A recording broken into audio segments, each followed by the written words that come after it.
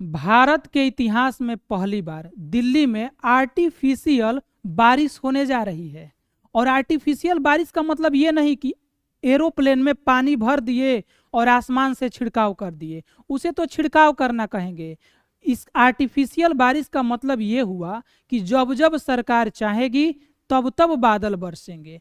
आखिर ये कैसे पॉसिबल है, कब दिल्ली में बरसेंगे, कौन सा डेट फिक्स हुआ है और किस लिए ये दिल्ली में पानी बरसाए जाएंगे, पूरी जानकारी को समझने से पहले इस न्यूज में हेडलाइन को थोड़ा समझते हैं। देखिए, Delhi to witness artificial rain through cloud seeding between July 4 से 11।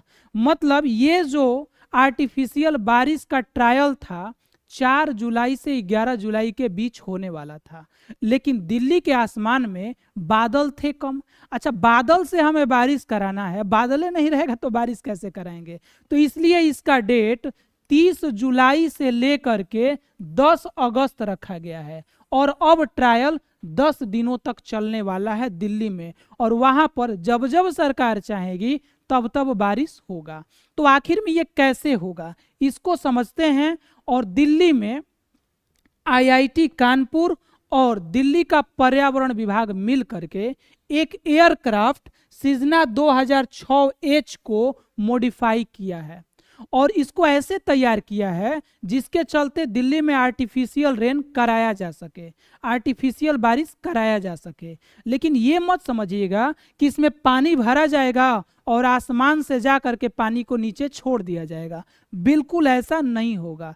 तब क्या होगा, इसका पूरा प्रोसेस हम आपको समझा देते हैं। क्या होगा कि जो एयरक्राफ्ट है आसमान में जाएगा लगभग 500 से लेके 6000 मीटर तक ऊपर, जो कि बारिश वाले बादल हैं उसके ऊपर चला जाएगा, जिसे कहा जाता है निम्बो स्टेटस बादल। ये स्पेशली पानी वाले बादल होते हैं, इसमें बिजली वगैरह नहीं होती है, ये बरसने वाले बादल होते हैं। इस बादल के ऊपर, ये जैसे आप बादल देख रहे हैं, इसके ऊपर ये चला जाएगा एयरक्राफ्ट, और जाएगा तो एक बार में 90 मिनट तक उड़ान भरेगा और 90 मिनट के अंदर 100 वर्ग किलोमीटर की दूरी को कवर कर लेगा। समझिएगा मेरी बात को, बहुत इंटरेस्टिंग चीज मैं बता रहा हूं। 90 मिनट उड़ान भरेगा और 100 वर्ग किलोमीटर मतलब लगभग बक्सर से पटना जितना दूर है उतना स्क्वायर में उस जगह में बारिश ये करा देगा 90 मिनट के अंदर।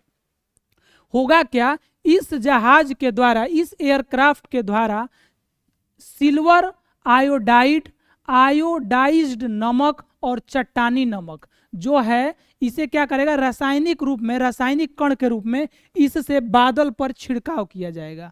जब ये बादल पर, देखिए यहाँ डॉट डॉट दिख रहा है, छिड़काव होगा तो बादल जो है अपना बूंद क्रिएट करना शुरू कर देंगे, मतलब बिना मन के भी। एक तरह समझिए एयरक्राफ्ट जैसे ही छिड़काव करेगा, रासायनिक छिड़काव इन पर, इस सब का सिल्वर आयोडेट और रॉक साल्ट का, उसके बाद ये लोग पानी की बूंदें बनाना शुरू करेंगे और बरसना शुरू करेंगे। 90 मिनट तक अब जब ये चलेगा तो 100 वर्ग किलोमीटर का इलाका जो है एकदम ठीक कर देगा, वहां बारिश होगी। अच्छा, इस बारिश की जरूरत क्यों पड़ी? क्योंकि दिल्ली में आपको पता है ठंड के समय में आसमान में बादल होते हैं, नीचे जो है गैस बनता है, प्रदूषण बहुत ज़्यादा फैलता है। वहाँ के प्रदूषण में बहुत सारे कण ऐसे हैं जो हम लोग के फेफड़ों में, रक्त में जाकर जम जाते हैं। वे जो होते हैं बहुत हानिकारक होते हैं। 2.5 जो है पीएम है, 10 पीएम है, ये साइज भी आप देख सकते हैं। ये कुछ छोटे कण हैं, ये बड़े कण हैं, जो कि हमारे जो बाल के जड़ है ना उसका लगभग ये 1/6 गुना और ये लगभग 1/100 गुना के आसपास जो है पतले और छोटे होते हैं। ये हमारे फेफड़ों में ऐसे जाकर फंसते हैं, जिसके चलते सांस का प्रॉब्लम, बाकी तरह की समस्याएं, रक्तचाप का प्रॉब्लम बढ़ने लगता है। तो इसको लेकर के हमेशा दिल्ली सरकार पर आरोप लगे हैं कि दिल्ली सरकार कोई भी जो है बढ़िया कदम नहीं उठा पा रही है। तो उसको लेकर के दिल्ली सरकार ने ये आर्टिफिशियल बारिश के लिए पहला प्रयोग करने का प्रयास किया है और ये ट्रायल 30 जुलाई से लेकर 10 अगस्त तक दिल्ली में होगा। और अगर ये सफल हो जाता है अच्छे तरीके से तो ठंड के मौसम में वहां देखने को मिलेगा। आप यहाँ पर ये देख सकते हैं, अच्छा, ये जो प्रदूषण है किस कारण से है, और ये जो छोटे छोटे कण है जो हानिकारक है कहाँ से बन रहे हैं? तो जो PM10 है ना, ये जो वहाँ कंस्ट्रक्शन हो रहा है उससे तैयार हो रहा है। लेकिन PM2.5 जो है वहाँ पर जो भी ये चिमनी वगैरह देख रहे हैं, भोभे वगैरह, इससे आग को जलाने से PM1 तैयार होता है। डस्ट स्ट्रोम जो है, ये डस्ट की वजह से PM10 तैयार होता है। विल्ड फायर से PM2.5, ये रीजन हमने बताया। डीजल इंजन से PM2.5 जो है, ये छोटे छोटे कण हानिकारक तैयार होते हैं। और ये कैसे नीचे आएंगे? जब आसमान से बारिश आएगी तो अपनी बूंदों के साथ इन्हें लपेटते हुए, गिराते हुए जमीन पर धाराशाही करेगी, जिससे वहाँ का वातावरण साफ सुथरा और अच्छा हो जाएगा। ये है दिल्ली की मुख्यमंत्री, और इन्होंने कहा है, मतलब इनके निर्देश पर ये कार्यक्रम शुरू किया गया और ये वहाँ पर ट्रायल हो रहा है।